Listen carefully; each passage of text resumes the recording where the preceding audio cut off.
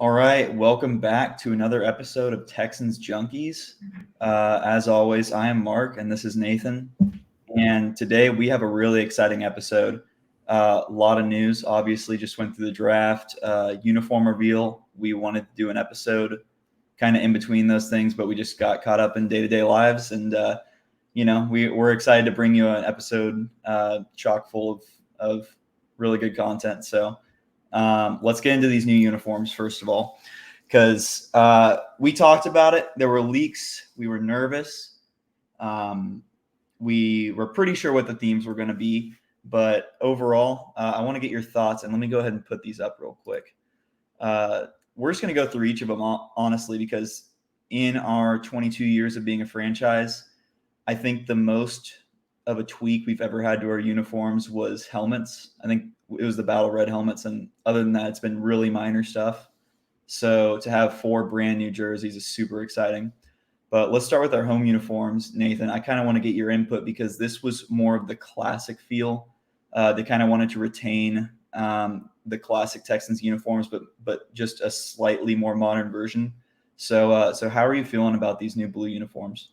Yeah, so I just want to say that I like all the uniforms, but my least favorite is this uniform only because I felt like it was, and I'm not going to say much, only that I did watch Cal McNair talk about these uniforms and they are his favorite. And, I saw some people say, he watched this franchise grow from nothing to something all these years. He's been a part of this franchise, even when, the late Bob McNair was still around. And I believe from what I understood is that this color is the same color that was from the original uniform release in 2000, which was when we got the franchise. I think 99 was when we brought the franchise in, and then Yeah, I 2000 believe was when that's they right. released the uniforms. 2002 is when we played our first game.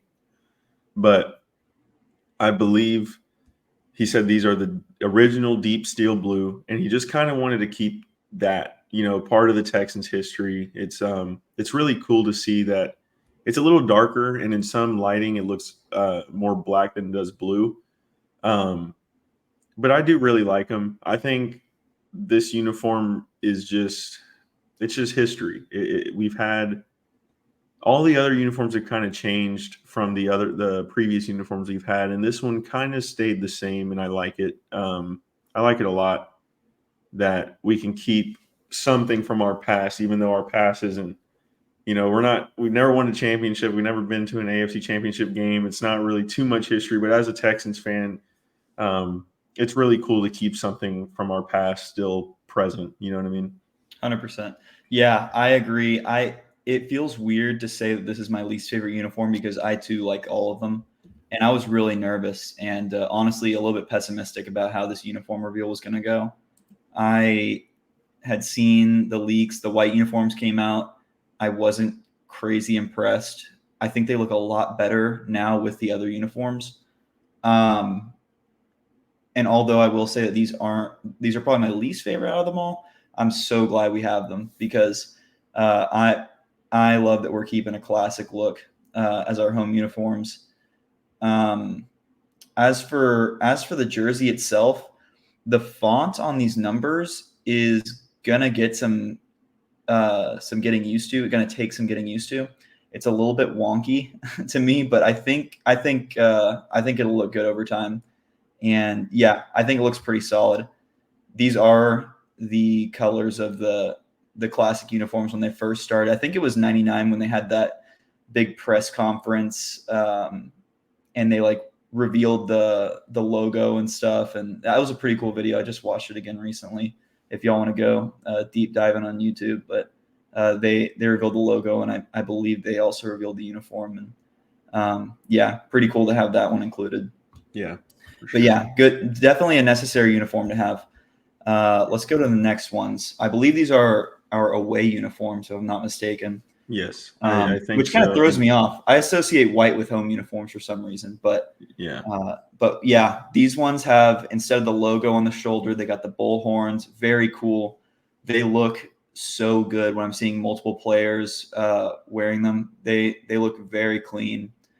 Um, Yeah, dude, I'm gonna have to grab me a Stingley uniform for sure, but probably in the Houston blue ones.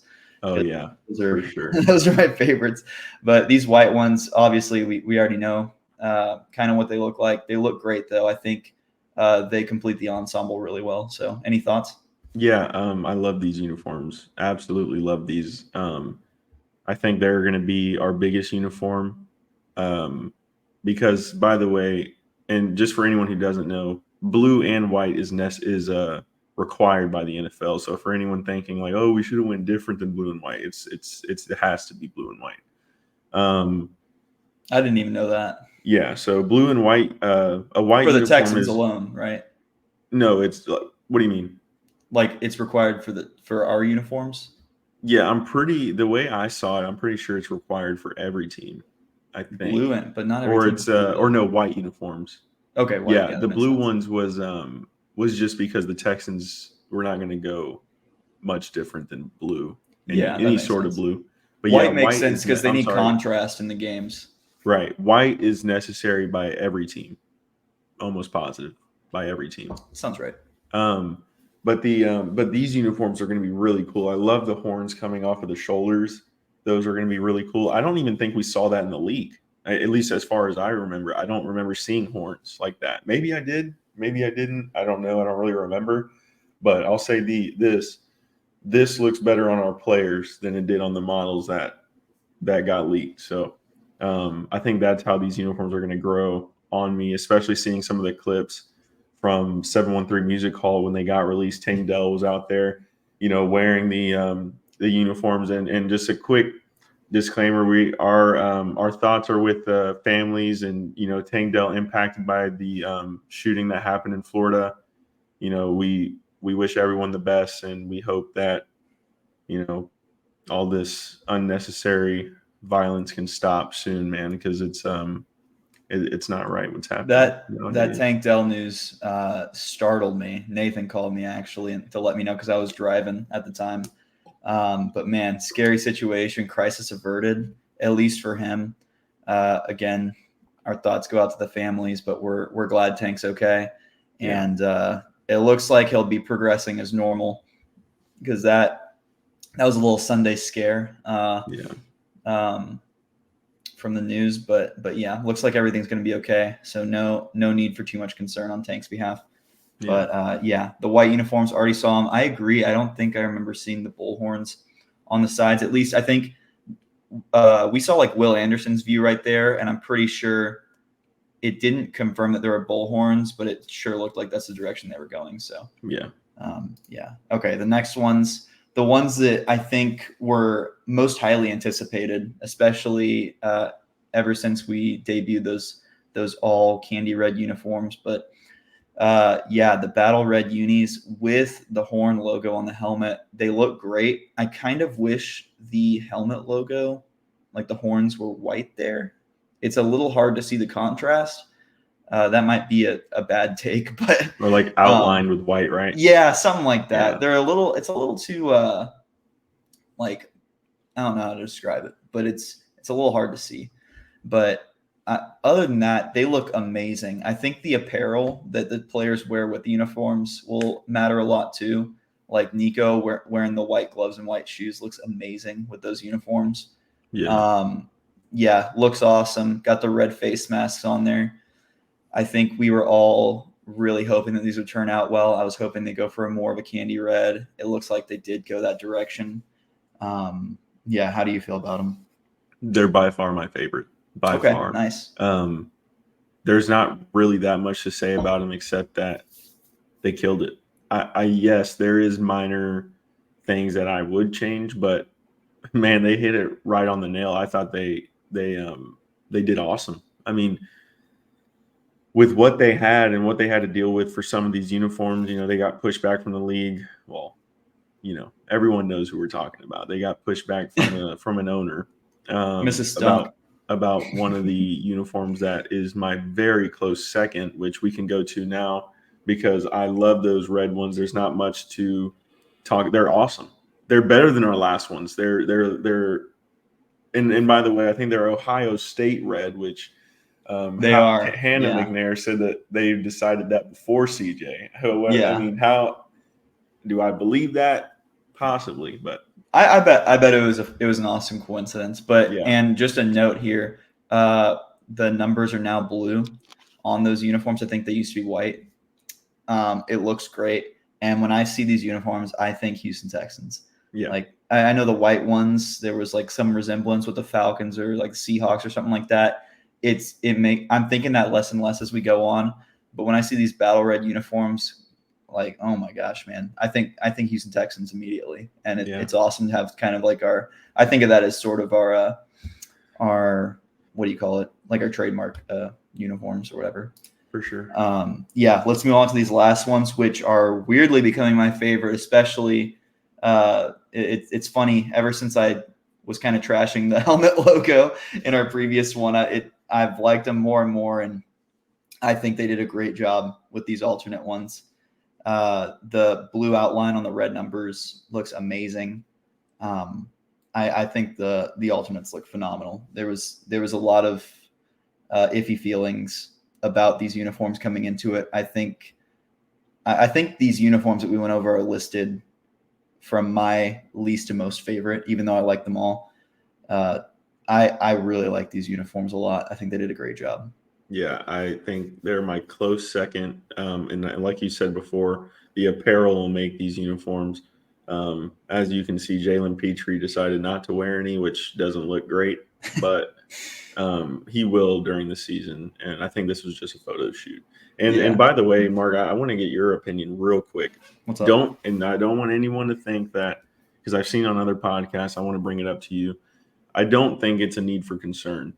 But CJ Stroud wasn't part of any of these promos. What do you think about that? He also I wasn't was a about to say 713. that. Yeah.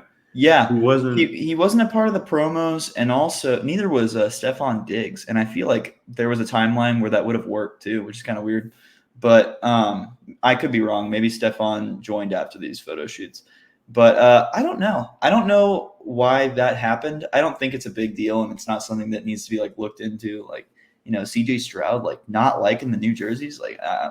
that's not a headline in my opinion. But I think maybe they just wanted to get the other players involved. It's nice to see people like Jalen Petrie and Jimmy Ward post for these photos too. So I have no idea why, but I do enjoy seeing the other players involved. So Yeah. I think like you said, I'm on the same boat as you. I don't think it's a need for concern. He was just on a draft show on Bleacher Report with Micah Parsons. You know, I don't know if you saw yeah, it, but he got really upset when Ricky Pearsall went number 31 to the yeah, 49ers, which is who he wanted. And let's be honest, guys. I'm sure one of our draft picks was an Ohio State guy, and I guarantee you CJ had input on that. So they are listening to him. He is very much involved in the Texans organization. I think he lives in California. He doesn't live in Houston. So like maybe the timeline didn't fit for his schedule. He's a busy guy. The guy is, yeah. one of the best quarterbacks in the league. I'm sure he has a lot of other things to do, and I don't think it's that big of a deal. I think that this fan base is just suffering from trauma from our last Yeah. quarterback leaving. I Yeah, they're really like, think we oh, he have didn't show up for the this uniforms. Now amazing. he's gonna go to whatever. He wants to Yeah, get traded. yeah. Now he's like, oh, is he fighting with ownership? No, like Yeah, I think that ever since Watson, now we have like this promising young rookie who could turn the franchise around, and then one thing goes wrong, everyone just freaks out and retreats to their old ways of Texans yeah, can't have anything nice. So I think it's no biggie. yeah, But yeah, so those are the new uniforms. Very excited about them. I'm gonna have to cop a few jerseys before this next season starts. Uh, Hopefully, I can buy some knockoffs, but we'll see. Because uniforms are not cheap, and I want a lot of them. So we'll see. I'll probably buy one or two legit ones, but very excited about them. Let's move on to the draft, and this draft was pretty interesting because we didn't have any first rounders. It was sort of a depth draft for us, which, in my opinion, is much needed because we are starting offense and defense are really exciting, and I think that we were lacking in depth. So it's going to have some. It's going to be nice to have some rookies come in and young, energetic guys to fill in some spots of need. So yeah. let's go with our first pick. Let's start with that one. Kamari Lassiter. And Nathan and I were talking a lot during this draft. Nathan, your pre-draft prediction from last show is that the Texans move up, which did not happen. And I know you weren't too happy about it, considering the fact that the first 14 players taken were all offense, and you felt like we could get a really good pick on defense moving up. Right. I'm not sure if Caserio was trying or not. I'm assuming he was, because Caserio is the type of guy who wheels and deals. And let me go ahead and remove this. But how are you feeling about this pick overall? How do you feel about not just this one too, but the way that we conducted ourselves this draft? So when we talked first, I'm a really emotional Texans fan. I'm very involved with the Texans. I love them so much. And I sometimes feel like I know better than Nick Caserio for some reason. But here's the thing. Caserio came out and said that he was more active in the first round without a pick than he was in the second round. I believe that they did try to get some of the players that we wanted as fans, like a Byron Murphy, or, Quinyon Mitchell dropped to the top 20s, which was not expected at all. And when I called you and said, hey man, like we're like players we never thought would be here are here. And I feel like it gets less expensive every pick. That is not the case for this year's draft. I saw, I forgot who made the trade in the second round, but they had to give up a second round next year to move up like 6 spots. That's super expensive. Right. Given that you're going to give up this year's second and next year's second, I just think that the price was outlandish. And that's fine with me to not give up a future first or a future second first and another second, whatever, to basically give our team, still have the first rounder next year or whatever. I think my biggest takeaway is, and you brought this to my attention, that we should be thankful that we're not drafting to build a team. We're drafting to create depth. Right. And we're not relying not on in a first position rounders to hit. Exactly. We're not relying on picks now. But if you're a Texans fan, this is all we've known, where you need draft Yeah. picks. Like you need these things. And honestly, except for D tackle, there is not one position where I think a rookie can start. Well, I'm going to disagree with you right there. Because Kamari Lassiter, barring some sort of breakthrough and I always forget his name for some reason. King. No, not Desmond King. I'm talking about the cornerback that the Lions took third. Thank you, Jeff Okudah. Forgotten his name 2 podcasts in a row. Won't happen again. Barring some sort of breakthrough during training camp or something where he unlocks his unrealized potential from being a third overall pick, Kamari Lassiter is going to start, in my opinion. I think he'll start across from Derek Stingley. And if he doesn't start, he will be starting by the end of the year. I think that's our outlook, is we draft an SEC guy with the fastest 3-cone drill out of any cornerback in the draft. One of the first cornerbacks to go, even though it's the 42nd overall pick. I really do believe this guy's going to be starting. I think he's going to be the only one of our rookies to be starting. But I think there is a very good chance he will. And real quick, one of the things that you were mentioning on, I wanted to piggyback off of it. I think that one of the things that kind of went unnoticed this draft is a lot of people were looking at all these offensive players being taken in the first round, and they were like, man, like you can get a ton of value right now from defensive players. But I think that just drove the prices up more and more. Yeah. Like every single team that came on came on the clock after an offensive player was taken, they're trying to sell this pick of being able to take the first defensive player off the board in the whole draft at number 14, and they're going to be asking exorbitant prices. So I bet Caserio was making good offers, and either they weren't good enough or other teams were offering better, and that's just the way the cookie crumbles. But I'm happy with this pick overall. I do have some qualms with the positions we picked, and I hope we have some good solutions, because we did not address defensive tackle until the 7th round. Yeah. So, and I thought we should have addressed that with one of the first 3 picks. Yeah. So yeah, like that's an area of concern for me. Lassiter is a good pick, right? But he had the fastest 3-cone drill. but he also ran a 4.5, almost a 4.6. I think it was a 4.6. So here's the thing: he is, like people say, he worked out slow, but he's football fast. So I don't think he'll start opposite of Derek Stingley. If he starts, I think he'll start over Desmond King. And I think they'll give Okuda or Henderson that As slot opposite corner? because he's faster. They're faster than he is. But he had 8 PBUs last year. He's all SEC second team, and he had a good year. And Kirby Smart thinks very highly of him. Apparently, during their bowl game, he didn't have to play. He told him, "You need to go enter the draft. You don't have to play this game because it's worthless. There's nothing to you're going to get hurt for what." Basically, like don't get hurt. Don't get hurt for what? Right. And he was like, "No, I'm not sitting back and watching my brothers play. I'm going to play." That's Texans. That's who we the want. Texans. We're Right. like that. That's who our player. That's what D'Amico Ryans and Nick Caserio want. So I love the pick. It's grown on me since we picked him. I don't think he'll start opposite Derek Stingley, but he could start over Desmond King. I think you're right. He'll start as a slot corner due to his agility. I think you're right. Yeah. Regardless, I feel a lot better about our cornerback group because I was Yeah. concerned about that, and we picked up some depth in the offseason. Let's Right. talk about the next pick, which was very surprising to me. Blake Fisher, offensive tackle. That was our second round pick at number 59, out of Notre Dame. So I believe he was the other offensive tackle, and the first one to go was Joe Alt, because I'm pretty sure he went to Notre Dame. Yeah, he did. So interesting selection. I wasn't expecting it. I understand the logic behind it, though, because we had so many injuries last year. And we let George Fant go.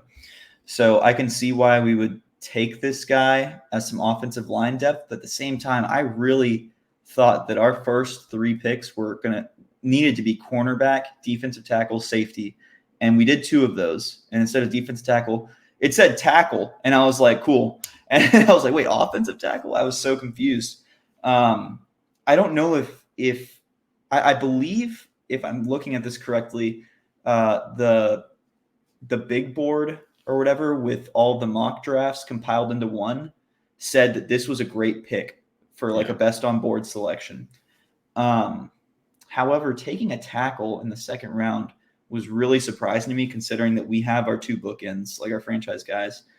It would be nice to have this dude learn under Tunsil, since he's very much an aging veteran, although he's younger than I expect him to be every single year. But yeah, I want to hear your thoughts on this, because we haven't talked about this pick off camera at all. How are you feeling about this? It was a really surprising pick. I was kind of upset when we first did it, until I'm like, man, last year we had a lot of issues on the O-line. Yeah. This is a developmental pick, in my opinion. I think he won't start if Howard or Tunsil are healthy. Obviously, we know that. But he could start if they're injured. And our only backups are Heck, Sharp, and Thomas. So, this is a guy who will start if one of them gets hurt. And he played alongside the best tackle in the draft. He's a monster of a human, not this guy, but Joe Alt. He's like 6'9", 340. I mean, you can't teach that. Yeah. So he played alongside him, and I think he learned a lot from Alt, and I think he'll learn a lot from one of the best left tackles in the league, and one of the best pass blocking right tackles in the league in Titus Howard. Obviously, the best ability in football is availability, and Titus Howard hasn't proved that. He hasn't earned his money in my eyes. I know you like Titus. I just don't think he's earned it. But tackle's a big position, man. And the further you go down the board, the less talented they are. And I think that's what it was. I think it was more of like, we need this position. We need some backups. We need some depth. That's what this draft was all about. It was a depth draft. And I think he provides good depth for those guys. Yeah. And he won't start, but he will be a good backup. So we'll see how they use him, right or left tackle. I think he can play both. I'm not sure. I'm assuming he played right tackle since Joe Alt was left tackle, if I'm not mistaken. Yeah. But I'm cool with the depth pick. I just defensive tackle. Like, are we going to settle with Settle? Tim Settle? Like, are we Yeah. gonna go with him, or are we gonna wait until training camp and preseason to pick up someone else who was cut? I don't know what we're gonna do there. But real quick, I wanted to give a shout out to Charlie Heck, and it's not for anything in particular, but he is one of the few players who has somehow managed to stay on our team through all these coaching changes and regime changes. I don't know how he's done it, because you wouldn't think that a backup tackle would be able to stay with the team. But I just want to give a quick shout out to Heck for being resilient, because I bet that could be a documentary in and of itself. How he's managed to stay here. He probably outworks people. Yeah, and real quick before we move on to the next pick, I want to shout out Chains Dude, who commented on our last video. He basically gave us positions of the need. He gave us some feedback on what we were saying throughout that video. We want to thank you for commenting, and this is what we want. We'll talk about it. We'll talk about all the comments we get. It's really cool. His positions of need going into the draft. He said RD. JO is his initials, I guess. I believe you meant RB, running back. Unless run defense. I don't think that's what you meant. I think you meant running back. And what's super cool about his comment is that he hit on all of them. We got a running back, we got a safety, we got a DB, we got a D tackle, and we got a tight end. So, I mean, you hit on all of them. That's really cool. I think the positions of need was a pretty good consensus throughout the whole Texans fan base. We kind of all knew that. But it's still, some people didn't put tight end there, and he did. But yeah, we just want to, thank everybody for commenting on our YouTube page. We work hard to try to make time. Not too hard though. Yeah, we're not professionals. We do work hard to try to make time for you guys, and like we said, we love doing it. So, this is that's awesome to see. And he did ask who's our offensive line coach. It looks like it's Chris Strasser, and assistant offensive line coach Cole Popovich. I don't know either of them, but he did ask, so we give him the answer. Yeah, and he also said, I think the Texans have to draft a running back with their first 4 picks, and we drafted one with our 6th pick, so pretty close there. Yeah, we'll talk about him soon. But yeah, definitely, I'm glad we did draft a running back with one of our later picks. That was a nice pickup. An area where I always am in favor of drafting a running back with a late pick, because you can really hit on them, and it's a pretty low risk pick. So shout out Blake Fisher, dude, and yes, we thank you for the comment. Big shout out. And Blake Fisher, overall, we were surprised. Going to be a nice depth piece.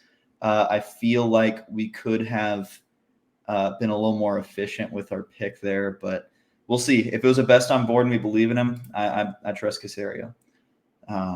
Okay. 3rd rounder. So our 3rd pick of this draft, number 78, we chose Kalen Bullock from USC. He's a safety, an area that we definitely needed to address. So I'm cool with that.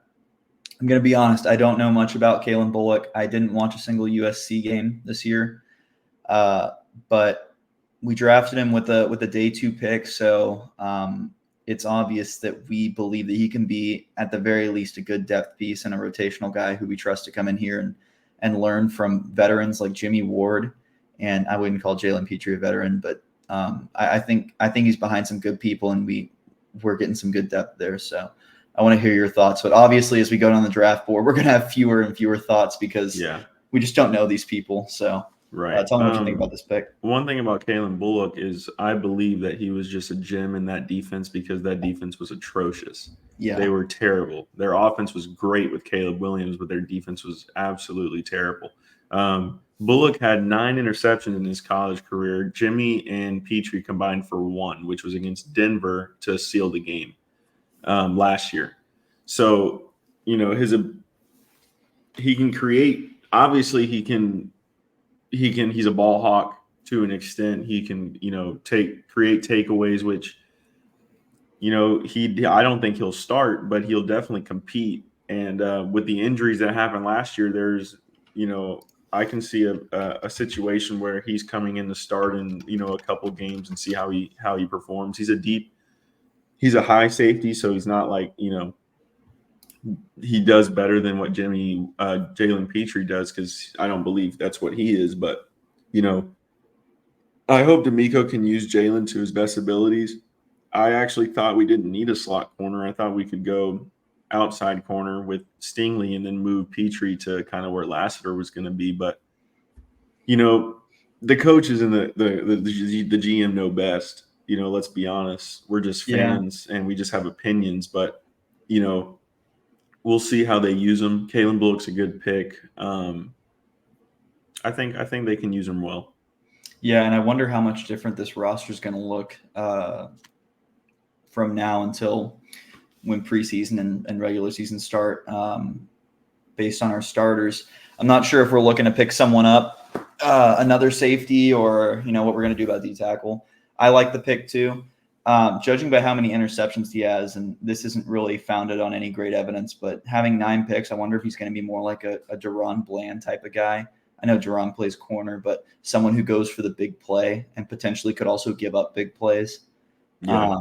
I don't really know because I didn't watch his film or anything, but I'm cool with having a guy like that. If we can force turnovers, and we're deadly. If we can have an offense like the one we have now and force turnovers, I mean, it's all over. So Yeah, I like it. And then next, Cade Stover, tight end from The Ohio State University, 4th round pick. Obviously, Stroud threw to him.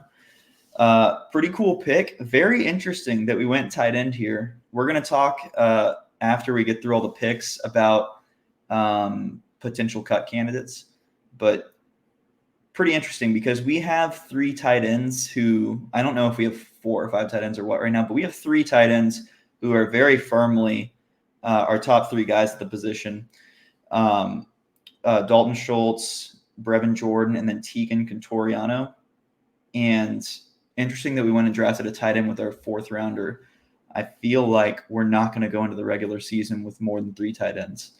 Yeah. So definitely could be a shakeup at the position there.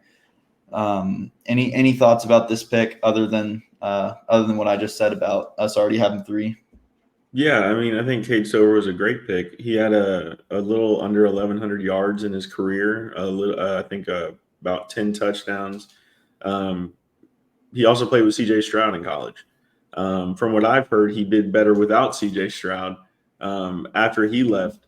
But you can kind of C.J. Stroud played better in the NFL than he ever did in his college career too. Yeah, So he's growing as a player. It goes either way. But he was an first team All Big Ten last year. One thing that I think all these picks are insurance. You look at the tackle. That's insurance for Howard. That's insurance for only Howard, really, because Tunsil, he stays relatively healthy. Dude, don't say that. Don't say that. It's the safety is insurance for Ward. He's on a 1-year deal. You look at Lassiter. He's insurance for King. This is more insurance for just creating depth. I think Tegan Cotoriano, I could move on from him. He hasn't given us really anything. I know he's a good blocker, but so is Cade Stover. And I think that's the big need at the tight end position, is just to help with that blocking. Especially now with Joe Mixon, to create holes for the running back, to create, good blocks for the receivers who are, catch the ball and want to get yards after the catch. Stuff like that. I think Cade Stover will definitely be on the team. I believe it'll be Tegan Cotoriano gone. Brevin Jordan should not be gone, dude. I love Brevin Jordan, especially after last year, his best year, in my opinion. I think he's a really good tight end. Cotoriano hasn't really given us anything. So, Mark, This might be a hot take. I think Brevin Jordan could be gone by next year. So I know a lot of people really like Brevin. He definitely has a lot of potential. Other from that, like 75 or 80-yard touchdown last year, though, he had like 1 or 2 games where he filled in nicely. I think Schultz was injured 1 game or something like that. But he hasn't really done a whole lot. He's had some exciting plays. He's had trouble with drops. And with Tegan, he's been injured a lot too. He just hasn't been able to stay on the field, which is unfortunate. But I could see us parting ways with him too. He was one of Casario's guys, which leads me to believe that it might be less likely that we part ways with him. But he was a 7th rounder too, so it'd be pretty easy to cut ties. Not a whole lot of like draft equity there. Yeah. I don't know. I feel like Brevin Jordan sneakily could be an interesting cut candidate by the end of next year. You mean by like, the end of like next preseason? okay, so like he'll play this year, but not next year. No. I'm talking about this upcoming preseason. Okay. He could be a cut candidate. I don't know. Just something's gnawing at me, dude. I think it's possible. But Okay, we'll see. I could see it. Yeah. I don't want to, but I could see it. He's on a 1-year deal. I mean, like he has Okay. 1 year left on his deal, so Yeah, he could. we'll see. All right, up next, Jamal Hill, linebacker out of Oregon. I like the pick. Our 6th rounder right here. Nice to have some linebacker depth. We have Azeez Al-Shaair and Christian Harris, and then Henry To'oTo'o. And after that, I don't know, because we got rid of Denzel Perryman, and what's his name went to the Vikings. Blake Cashman, thank you. Went to the Vikings. So after that, it gets pretty thin. So going to be nice to have someone come in and learn under these absolute studs of a linebacker. Yeah, I like the pick. I like the positional need. Any thoughts? Yeah, not much to say. He like you said, he'll learn under them. He's not starting, but he could definitely start on special teams. The guy ran a 4.41, so great speed. I think he was more of a steal in the draft, honestly. And we did trade up to get this guy with Vegas. We did trade up to get their pick, so they like him. I mean, they made a trade for him. I know 6-round trades aren't that big of a deal, but whenever you trade up for somebody, you like them. Right. That's just it. So, any way you look at it, the guy Caserio likes him. He has great speed. He could definitely contribute on special teams, and just learn under Christian Harris and an upcoming linebacker in the league, and Azeez Al-Shaair, who is, you could say upcoming. He doesn't have much of a name throughout the league, but he's a pretty scary guy. He's a good run stuffer. I think he has good coverage skills. So I think learning under those two guys, this guy could definitely make his way into, some sort of package that D'Amico draws up. And I think it's a good pick. I think that judging by, you said he ran a 4.41, he'll probably be more of a coverage guy. So yeah, that's cool. Which is like Christian Harris. Yeah, exactly. Dude, I'm so excited for Christian Harris this year. He's that his assignment is whoever their wild card is, which I love that, like the box and one style, if we're putting it in basketball terms. Right. All right. 6th rounder, number 205 was running back from Louisville, Jawar Jordan. Yeah. I did watch a little bit of film on him, since running back film is a little more entertaining to watch than like linebackers. But I like the pick. We did just re-sign Dare, so I'm thinking that both this guy and Dare will probably contribute heavily on special teams, and they'll probably duke it out for RB3. But overall, I love getting a young guy in here with not that much mileage on him, and just having a really fun, explosive running back in the RB room. So, I really love the pick. Like I said last pod, I always believe in drafting running backs with late round picks. So this was automatic stamp of approval for me. So what do you think about it? I think he's a good running back. I did watch a little bit of film as well. I think he knows how to hit the hole when it opens. He knows, the cutback angles and stuff like that. I don't know if the same film you watched was the one I watched, but he's really good at, just finding an opening and getting, having explosive speed downfield. Do I think he will be the backup? No.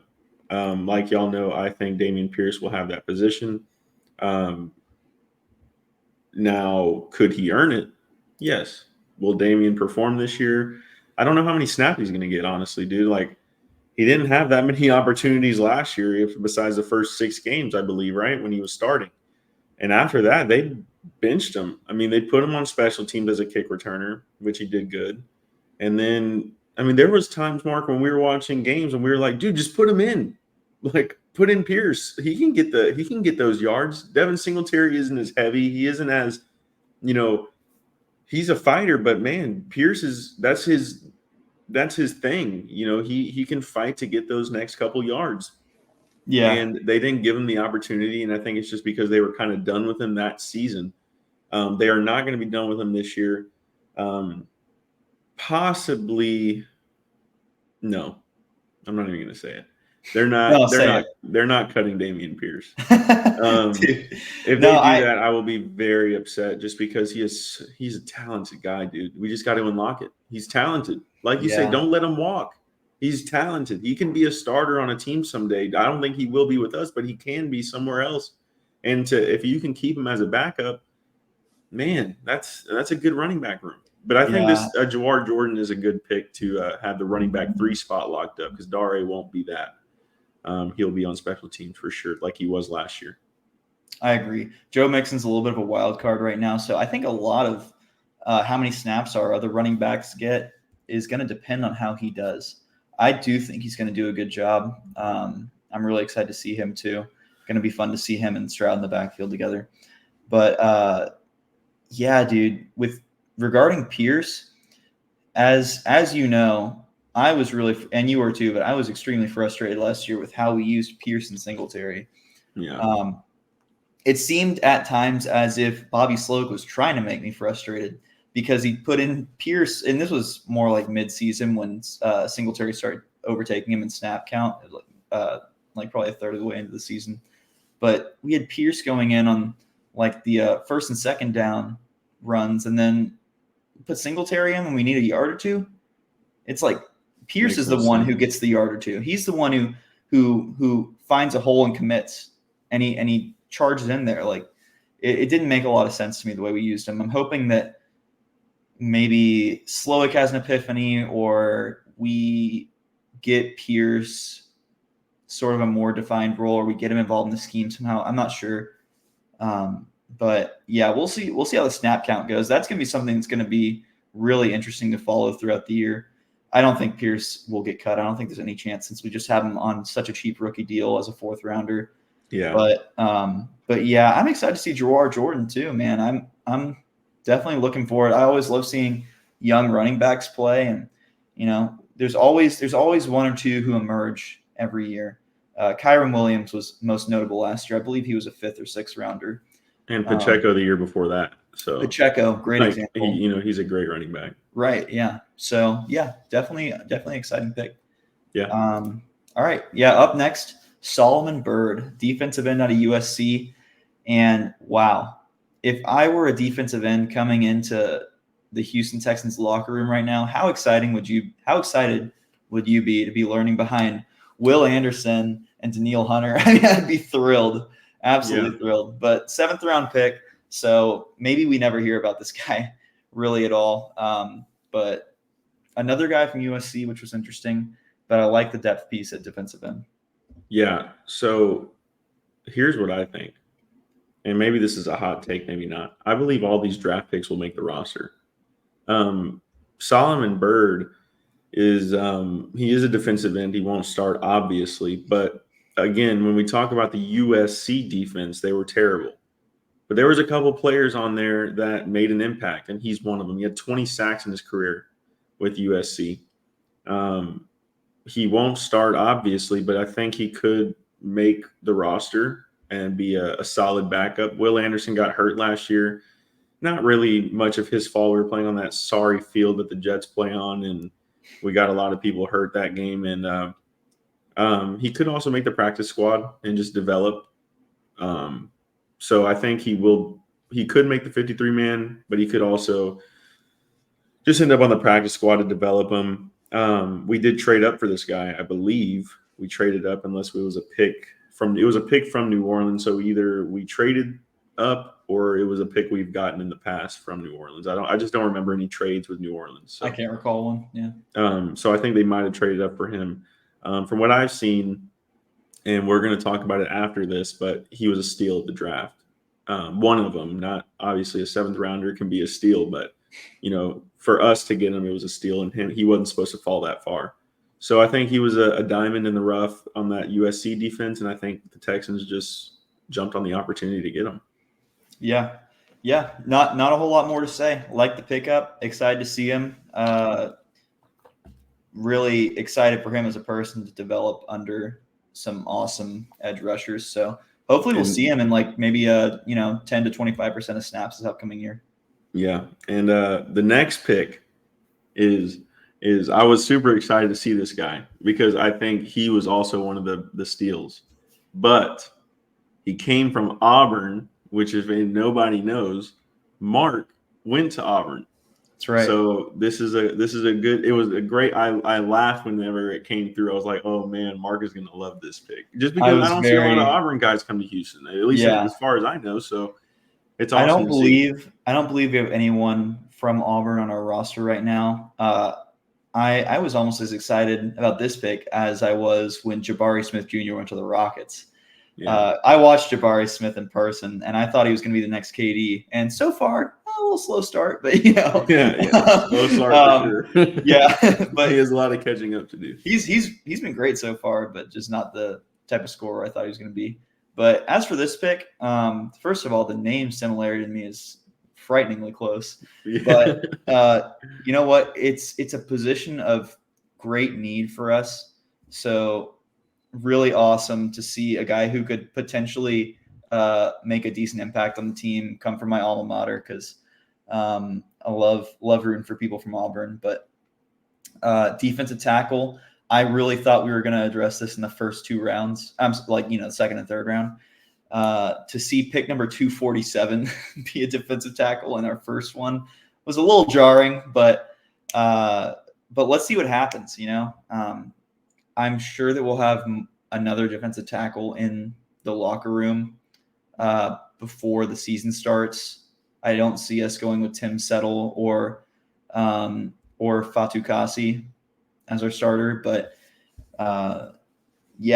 overall, I'm going to be rooting for this guy very hard, and I'm sure he'll be some sort of presence this year, because it's, in my opinion, now it's most definitely our biggest area of need. Yeah. I think you'll probably agree with me on that, unless you have a take that surprises me. But yeah, when you look at the defensive line, you have, Hunter, you have Autry, and you have Anderson. Next to Autry, I believe the starter will be Fatou Kassi. But who else do you have after that? Yeah, you have Tim Settle. I figured Tim Settle would be the starter. Possibly. I just think Fatou Kassi has a lot of things that they want, which he's a great run stopper. So I think that's something that they look to using from him. But that's what I'm saying is Marcus Harris is definitely someone that can make the roster without a doubt. I mean, the defensive tackle room is pretty weak. I don't think there's a lot of defensive tackles on the roster, as far as I know. So they're going to need some backups, and I think he can fill that role well. He had 11 and a half tackles for loss in 2023. So that's really good. I don't know how many sacks he had, but like we said, guys, defensive tackles don't get a lot of sacks unless you're Chris Jones or, what's his name from that I wanted from the Ravens, those type of guys. Oh, Matabike. Yeah, those guys are different. Those are different defensive tackles. They can get sacks. So you want someone that can get you the TFLs and, someone that can get a sack or two. But those aren't, to me, they're not that big of a deal. Sacks for a defensive tackle aren't that big of a deal. I want to see them stop the run. I want to see them, 100%. Get pressure on the quarterback. I'm not worried about sacks for defensive tackles. Now, Will Anderson and Danielle Hunter, I am. That is somebody you have. They're going to take care of it, dude. If we can have a run stopper next to Danico Autry, I have absolutely no concern that we're going to have issues getting to the quarterback. Because you have the pass rushers. You have great pass rushers. Now you just need in the interior run stoppers, right? Because you can't just have all pass rushers, or else the run game is gonna work against us. Kind of like how Dallas is. They're a pass rush defense, and the run killed them this year. You know what I'm thinking about also? I'm sorry, I didn't mean to cut you off. No. I was basically done, but just he's disruptive. I think he was a steal of the draft, dropping to 247. And I'm also happy that you got an Auburn guy on the team. And I didn't even realize that his name is freakishly close to yours. Yeah, very. I'm not going to say it, but it is freakishly. We could be related somehow. No, I'm kidding. Yeah, no, what I was saying, and this might be kind of a stretch, I wonder if we're going to try and incorporate linemen into special teams due to the new kickoff rules, I don't know how that would really work. We drafted quite a few of them. I think we drafted 4. That's actually not that many. But I was just thinking about these guys, Solomon Byrd, Marcus Harris, and Ladarius Henderson, who we're about to get to, and we'll go ahead and move on to right now. I wonder if they're going to be incorporated in special teams or not. I'm not sure. Yeah, I think we just got to see it. Because, again, we're not – at least me, I'm not familiar. I've watched the XFL a couple of times. I'm a Roughnecks fan. But I'm a Houston everything fan. So I think I haven't really paid attention to the kickoff. So it'll be fun to see. This guy's just a backup. He provides a guard depth, which we need heavily. And if anything, why get it right? Why get a tackle with that second pick in the draft? Get a guard. I mean, guard is our big position. I know Howard gets injured so much that you want to have some depth behind him. But, I mean, Charlie Heck provides good depth. Like, I think Charlie Heck played well, good enough. I feel like he's serviceable at best. He's good. I don't know. Like I said, I agree with you, good though. enough. I think guard is a more pressing need. I agree. So drafting a guard in the 7th round at pick 249 is a little concerning, only because I think Caserio does everything for a reason, and they may be looking to trade Howard or something like that to give Blake Fisher that spot, which again I'd be fine with. I'm not a huge Tytus Howard fan, dude. You just watch this upcoming year, man. I know you're saying he gets injured a lot, but I think it's just a recency bias because he got injured this last year, but he's been there and he's been really good in the past. But also, I was wondering, Blake Fisher, I'm not sure how versatile he is. Like, it's possible that he played a lot of guard snaps. So I haven't really looked that up, but we'll see. I think he played definitely more tackle than he did guard. I'm sure, because he played the right side while Joe Alt played the left. So I don't think he's a guard, and that's what Caserio said in his press conference. They're tackles until they're not. He's a tackle, is what he said. So he's a tackle. He said that he showed versatility during his career by playing left and right tackle. So I don't think there was much guard snaps, if any. But all these picks hit the nail. Caserio hit all the depth pieces he needed. I believe our roster's set. I wouldn't mind seeing some sort of situation where we release MJ Stewart or Eric Murray and pick up a Quandre Diggs or Justin Simmons. How Justin Simmons isn't picked up yet is mind-boggling. I wonder what his asking price is. I don't know if he's asking too much, or he might be asking for 12. He might just have a really short list of who he wants to go to also. That's possible. And Xavier Howard, by the way, is still on the board. I mean, he's still there. Like, I don't know, man. I think pick him up. He can start alongside Derek Stingley. Like, I don't know. That's something that's gone a little under the radar. That's pretty surprising. Yeah. So I agree with you, except I do think that defensive tackle, man, it should have been addressed earlier. I don't know. That's my only thing about this draft. But like you said, Caserio probably has a reason. I'm also not fully satisfied with the safety position yet. We'll see what happens there. I'm not sure because after Jimmy Ward and Jalen Petrie, what do we have? Like we have Eric Murray and we have MJ Stewart. Stewart, thank you. But I feel like MJ Stewart's a cut candidate personally. So, for sure. Like, for sure. I was shocked that Eric Murray got re-signed. So so here and I know we gave a lot of thoughts, but just to cap it off, we're going to give our grade, and we're also just going to give our opinion on what we thought of the draft. Do I think Caserio was aggressive? No. Do I think he had a good draft? Maybe. Here's the thing. None of these names are going to be like, oh, my God, we got him. Oh, my God, we got whatever.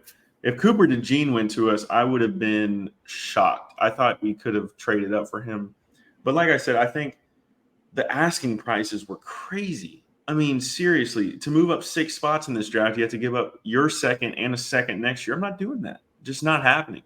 We would be without a second because we gave that to Buffalo for Stephon. And by the way, you could add Stephon Diggs as part of this draft because it was so close to the draft, and we gave up a draft pick for him. So you could also put that in there as part of that's going to be part of my grade, Mark. I'm just letting you know that's okay.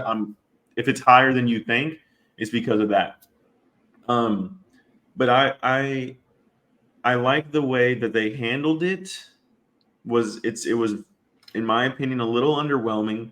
But you're not going to get a lot of eye poppers when you're drafting depth, and that's what to think about. And Mark is great at being super optimistic about players and the decisions being made. And he did kind of change my mind with thinking like, just be thankful that we're not drafting to build foundational pieces anymore. We're drafting to build a roster. We have our starters; those are set in stone. And I thank you for letting me know that. And ever since you said that, every pick was just like, okay, this is what we're doing. This is what it is. We're just trying to build a roster. We're trying to put players behind other players. And it is very nice to finally have a draft where it's like, oh, we need a quarterback, we need a wide receiver, we need a corner, which we do need a corner, but it's not like, I mean, you have Jeff Okuda and CJ Henderson back there who were 2 top 10 picks just a couple of years ago. And maybe we can unlock some potential, like you say. And that's where your optimism comes through because you think that D'Amico can unlock that. And I agree. I think he could. Yeah, definitely a big mindset shift Yeah. for the franchise, which has been great. Did you give a grade overall? No, I was just gonna. You can just give your thoughts, and Okay. I'll do my grade after you give your thoughts. Okay. Yeah. My draft thoughts. My only real beef with this draft was defensive tackle. I did not expect us to trade up. First of all, the draft. I mean, shocking. The first round at first was very cut and dry. And then the Michael Penix Jr. pick happened, and everything just went nuts. Like Yeah. that pick by the Falcons. I don't care how you try to slice it. People are saying, "Oh, well, it's just like the Jordan Love." No, it's not. Jordan Love was way younger. Aaron Rodgers was, on his way out the door. He was an elite quarterback, but Jordan Love was way younger, and he was at the end of the first round. You're drafting with the 8th overall pick, and it's a guy that you just signed at quarterback, a guy that you just signed a 4-year deal with and gave $100 million. And you already have Taylor Heineke as a backup if your argument is that he might miss the first part of the season. And you draft Michael Penix? That made no sense to me. Like I've seen a lot of people try and argue it, but I just every single reaction I've heard doesn't make a whole lot of sense to me. Yeah. No way you look at it was it a good pick. I mean, Yeah, the thing is like they had a press conference and said, oh, even if he sits for 3 or 4 years, dude, if he sits for 4 years, he's gonna be 29. Yeah, like he is insane. not young. Jordan, the oldest person on the Packers is Josh Jacobs at 26 years old. Is that true? I just saw a tweet yesterday. It was like the oldest player, or maybe it's the oldest player on offense is okay, Josh it's got to Jacobs. be. Yeah, because I feel like I can't remember what their defensive end name is, or maybe he's a linebacker. But Bach used to be on the team, but they cut him. So David Bakatari. So I mean, you got to look at it like that, man. Like Jordan Love is 24, and he sat behind Rodgers for 3 years. This guy can't sit behind Kirk. And who would want to learn? I'm sorry, Kirk Cousins is serviceable. Learning behind Kirk is not the same. It's not the same as like if you put him behind Aaron Rodgers. Like, no, this guy, if you're going to pick him, I just don't understand why give him $100 million. I don't understand it. But Kirk has made a career at being serviceable and making almost $500 million in his career. Yeah. And look, I am not a pocket watcher or a hater, man. Get your money, but Falcons, you made a huge mistake. I thought they were going Dallas Turner. They went Penix. Vikings got Dallas Turner and JJ McCarthy. Those guys are going to be scary, dude. I'm nervous. JJ McCarthy, I don't think he's going to be scary personally, but we'll see. Well, I'm just saying Jonathan Grenard and Dallas Turner is going to be a nice little duo. I'm excited. And he played behind Will Anderson last year, Jonathan Grenard. Now he gets to play with Dallas Turner, who played with Will Anderson the year prior. So, it'll be cool to see. Yeah, I'm legitimately rooting for Will Anderson and Blake Cashman. I hope they do great. Jonathan Grenard? Yeah, I'm sorry, Jonathan Grenard and Blake Cashman. Yeah, and then after that, having 6 quarterbacks in the first 12 picks was insane. I just want to talk about the draft a little bit because it was crazy. Yeah. Bo Nix, shout out, he used to play for Auburn, went 12th to the Broncos. I audibly yelled "wow" at that one because I had a feeling it would happen, but it just seemed so improbable that half of the first 12 picks would be quarterbacks. Bowers went to the Raiders. I'm really glad he did not slide to the Colts. I did not want to have to play against Bowers twice a year. I think he is going to be really good. I know you kind of have a different opinion, but instead they got Latu, I'm pretty sure his name is. Yeah, he's going to First be defensive scary player too. off the board. I think he's going to be very good. I agree. Titans, I think they thought Joe Alt was going to slide to them at 7, and instead they had to settle. And I forgot his first name is like J.C. Latham. J.C. Latham. Who is a monster of a human, by the way. Yeah, he is going to be very good. I think they were really hoping that Joe Alt would slide to him because I think they thought the Chargers were either going to take McCarthy or trade out of that spot with the Vikings, who would take McCarthy. So we'll see. Maybe they wanted Latham all along. It's possible, but I think if Joe Alt was on the board, they would have taken him. Oh yeah, for sure. I always like seeing what our division rivals are doing. Jaguars ended up getting your guy, Brian. My Thomas. guy, yeah, Brian Thomas. Which I texted my buddy who's a Jags fan, and I was like, "That was a great pickup, dude. Very, very excited to see him play in the NFL, but just not excited to see him play against us." So because they just got rid of Calvin Ridley, so he'll be an interesting weapon with Kirk and Zay Jones in the receiving, and Gabe Davis in the receiving core. So we're going to do that division rival episode pretty soon, and we'll get more into that. But yeah, for sure. Overall, draft was pretty awesome. My draft grade is going to be a B. I was thinking B+, I was thinking B-. Overall, I think I'm going to give us a solid B. I think we needed to address defensive tackle sooner. I like the picks we got for the value that we got them. And I thought for the most part, we addressed a lot of positions where we needed more depth. Definitely focused more on defense. And then the offensive players we got were O-line, running back, and tight end, which did not surprise me. Didn't think we were going to draft a receiver. But yeah, I thought it was a solid draft. We got depth where we needed, and I'm looking forward to seeing a lot of these guys play. And, you know, knowing Caserio, at least 1 to 3 of these are going to end up hitting in a really exciting way. So definitely could see, you know, someone like Kalen Bullock, who goes in the 3rd round, end up being a fantastic safety for us. Who knows? Maybe Jawar Jordan will end up being an electrifying running back. I'm really excited to see what happens. So yeah, that's my grade as a B. Yeah, I agree with everything you said, except the grade for me. I like your grade. I do, because I think, but let's be honest. A lot of the grade is going to be, it's just going to be a lot of optimism to look forward and see, like, you know, it's just, they're all depth. Like it's just, you know, it's not like the Cardinals who get Marvin Harrison, or like the Bears who get Caleb Williams, where like it's like a genuine grade, kind of like what we got. And by the way, I'm gonna just give you my grade. Let's hear it. I got them with a C+. Okay. But the way I want to word it is a we will see. I saw that somewhere and I agreed with it. We will see. That's funny. Because I like that, because it's all depth. Last year, we got a draft grade of I saw it on one of the podcasts I was on. I believe they said D+. We got a draft grade of a D+ because of the Will Anderson trade and the CJ Stroud pick.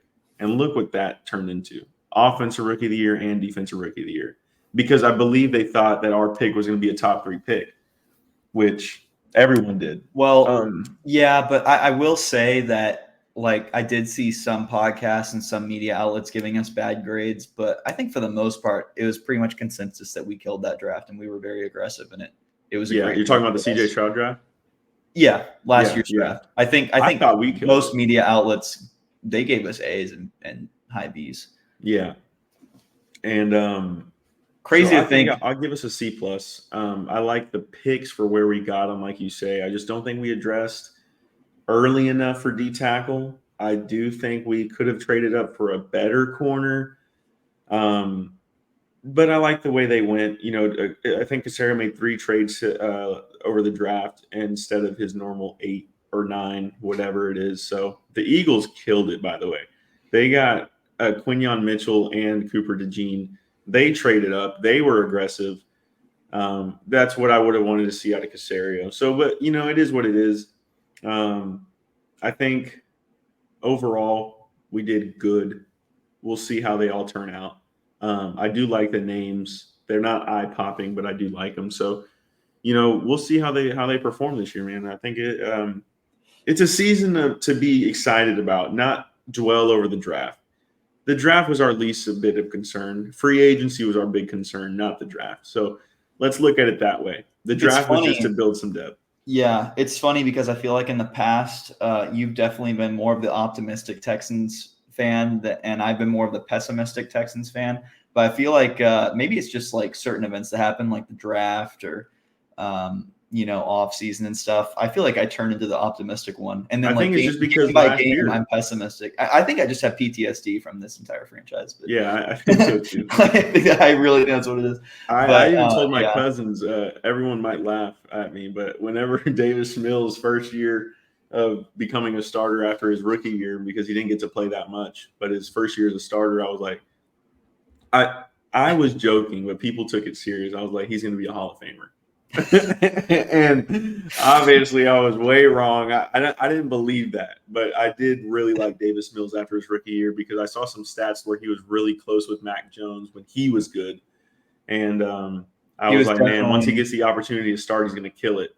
And I just think he didn't have a team. We still don't know what Davis Mills is. He could be traded and do well with another team because he never had a team. And look Yeah. what he did last year with his opportunities he got. I don't even think he missed a pass. Yeah, I think Case Keenum screwed our game up against the Browns, and he came in and threw for like 100 and something yards or 200 yards and 2 touchdowns. Like, it was in the crazy. fourth quarter, which was Yeah, wild. But yeah, I yeah. think compared to other backup quarterbacks, Mills is definitely a neck above. But I think that we just don't know what he is because he just played with such a sorry team for 2 years. Brandon It Cooks was was it. the worst team in the NFL. Like over those 2 years, undoubtedly, we were Yeah, horrible, unwatchable at horrible. times. Yeah, I love him as a backup. I think I could see us this next offseason. Is this his last deal? His yeah, last year of the deal? I could see us re-signing him to like a 2-year, $10 million type thing yeah. for sure. I'd pay it And I'd for be sure. totally cool with that. But yeah, and then so let's get to some news. That was the draft. We're really excited about it. Nothing flashy, but I think Casario for the most part got done when he needed to. So Yeah. okay. So GM Nick Casario, this came out yesterday. I think Aaron Wilson's the one who reported it. Said he was going to release some players in the next few weeks. I immediately thought Eric Murray, because somehow that dude is still on the roster. I don't know how he does it, but Eric Murray doesn't play that often and is a depth piece. But I feel like the last 2 years he has barely made the 53-man roster. And I was shocked when we re-signed him, but I feel like he's a immediate cut candidate. And then Tegan Quintoriano, we already talked about it a little bit. I think he is too. And by the way, I meant to mention this along with the Cade Stover pick.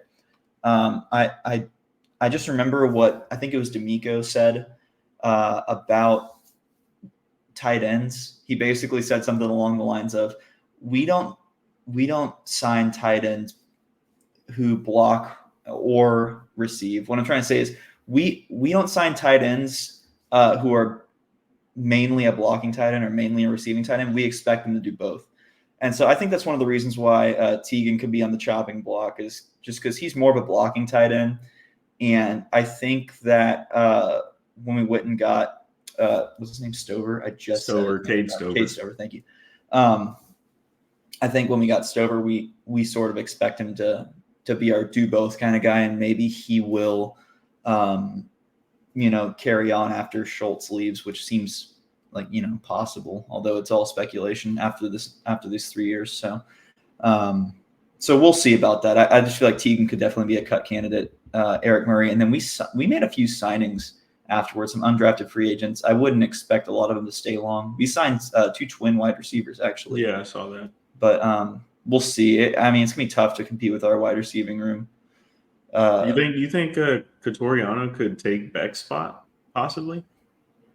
I don't think so. No. I feel like a positional change like that would be pretty difficult.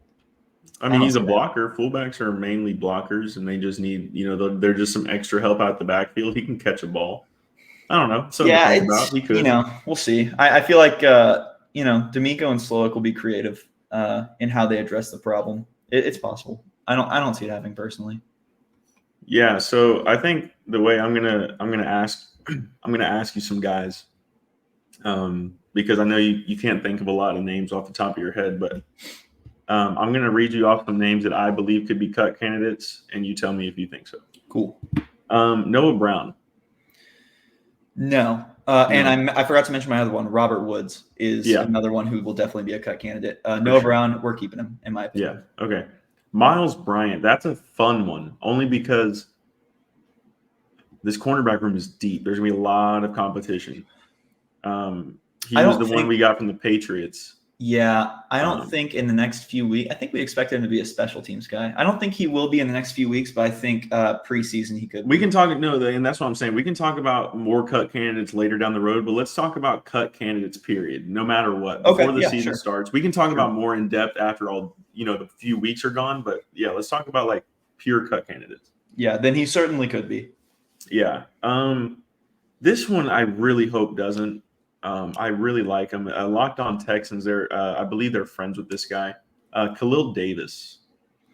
I Yeah, liked Khalil last year. I hope they don't. He's a little bit undersized at D tackle. Height wise, he's 308 pounds, but he's 6'1". He did pretty well last year. I could see it. I could see him being a cut candidate for sure. I don't know, man. I hope he doesn't because our D tackle room is a little weak, and I actually forgot Khalil Davis was a D tackle. So yeah, I did too, and it's just because he's one of those guys who just kind of flew under the radar, but was on the team last year, and he played snaps too. Like he played some yeah, good snaps too.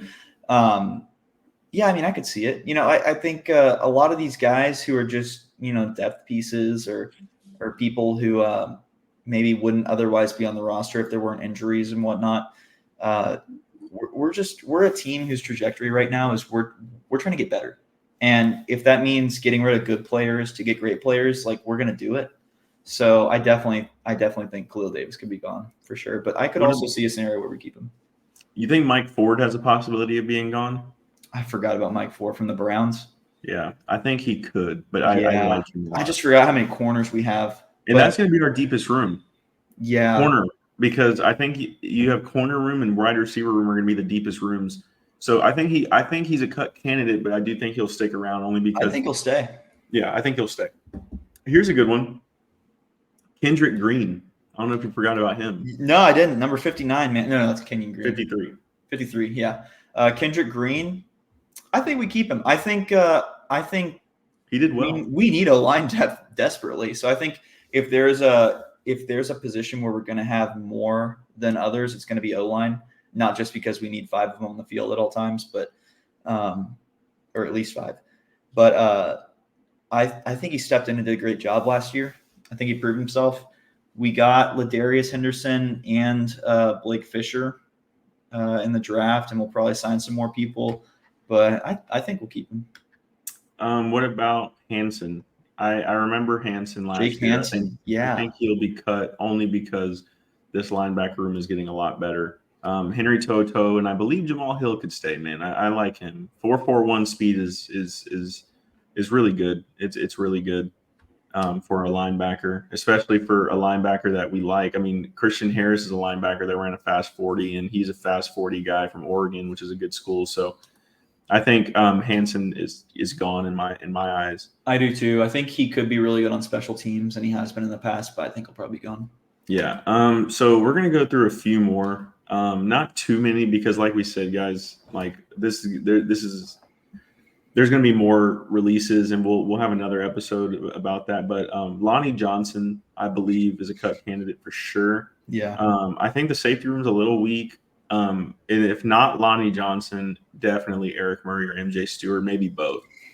I think so? two of those 3 will likely not make the team. Yeah, and I wouldn't be surprised if you see Okuda or Henderson gone either. I would like to see them stay, but yeah, I agree. Yeah. Who else, man? I mean, obviously Robert Woods. Well, let me bring one up. Yeah. We were. This is pretty much all we talked about before we started recording. Brevin Jordan. I know that Mhm. might be kind of surprising to people, and you didn't fully agree with my take, which I kind of expected. But I feel like Brevin Jordan is a sneaky cut candidate, especially after drafting Cade Stover. And I know, I just said that Team Quintoriano, is that Quintoriano? I can't remember. Quatoriano, yeah. Quintoriano. I know I just said that he would likely be a cut candidate. I think they both could, and I just feel like Brevin Jordan's 80-yard touchdown last year really overshadows a lot of the other games where he didn't really do that much. And he had drops. I know he's more of a receiving tight end rather than a blocking tight end. Even though I know he's has potential blocking too, but I just feel like there's always one or two surprising names to get cut. Last year it was Desmond King was the big surprise. Well, and Kirksey too. He was Christian really Kersey, yeah, he was surprising too. he retired. Yeah. But yeah, I feel like Brevin Jordan could be the surprise this year, and maybe I'll make that one of my preseason predictions or something like that. We'll do predictions later down the road, but I don't know. Maybe some brief thoughts from you on that one.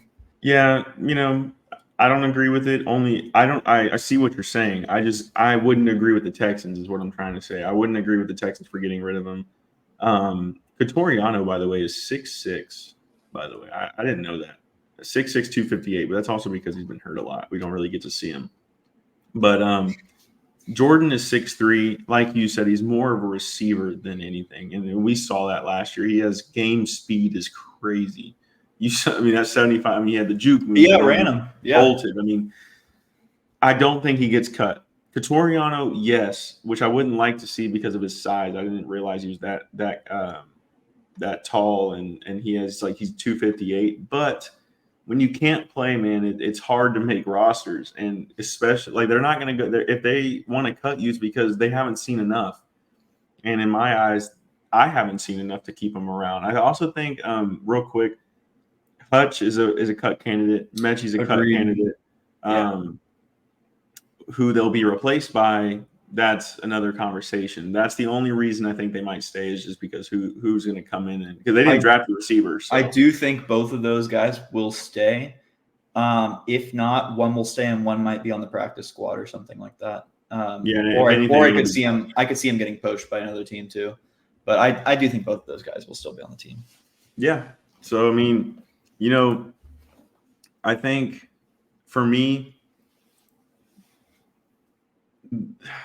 I think Hutch will go to practice squad if anything. But I think there's a lot of cut candidates on this roster. I don't know how many players we actually have on the roster, but I think it's 53 is what we had to get it to before the season starts. So, this is a good problem because one thing we're not used to is, oh man, both these guys suck. Like, one of them or neither of them gets cut. We're like, what's going on? And I still feel like Eric Murray applies to this, but we're having to choose between quality players. Like saying someone like Kendrick Green who really stepped up last year as a cut candidate, like that's kind of under the radar as a blessing for our franchise. So, that's really exciting. Also, yeah, I will say one more thing about the tight end group is, Teagan, the height and the size, is not everything regarding tight end. Like we had a guy like Pharaoh Brown a year or two ago. He was a monster. He was like 6'8" or something. Maybe he was 6'6".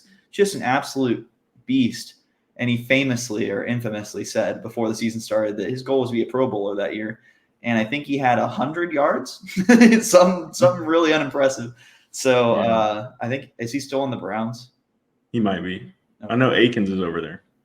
Akins, that's who I'm probably thinking of, who's on the Browns. And Pharaoh Brown, I can't remember where he went. But he may have went to the Colts, actually. Yeah, I could see that. But yeah, so we'll see. I could see us parting ways with T, and even though the intangibles are insane with him. Yeah. But yeah, we'll see. Tight end group will be something to talk about. And Case Keenum, by the way. Or Tim Boyle. So yeah. Tim Boyle. I forgot about Tim Boyle. I thought we were going to Tim Boyle. I actually hope it's kind of Case. I love Case. But he's done. He's cooked. He's done for. He looked a little slow in the pocket last year. Yeah, I can't he's believe done. we beat the Titans, dude. I But I love cannot Case, believe man. I it. think he can be a great quarterback coach for any team one day. Yes, let's bring him back as a QB coach. Let's get JJ Watt on our coaching staff unless he makes a return, which was it was hinted at by someone on social Pat media. McAfee. Pat McAfee. Dude, I would love to get him in the building as either a player or a coach. If he played, I'd be so worried that he'd injure himself again. But why is this guy not on our sideline coaching up our D line? Yeah, no, he definitely will be one day. Case won't be unless Gerard Johnson becomes our OC. Then yes, Case could be our QB coach. I could see Case coaching the Cougars. I could see that. That'd be awesome. That'd be pretty cool. That'd be a nice little full circle moment. Yeah, I would love that. All right. I think that's about it. Yeah. That's about all we got. That was an awesome show. Covered an hour 20, which man, like we knew it was gonna be a great podcast. We had so much to talk about regarding uniforms and the draft.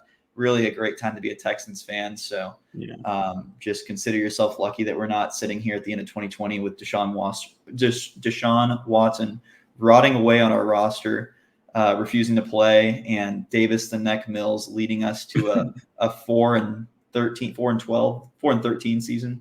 Yeah. What a miserable time that was. Really a great time to be a Texans fan.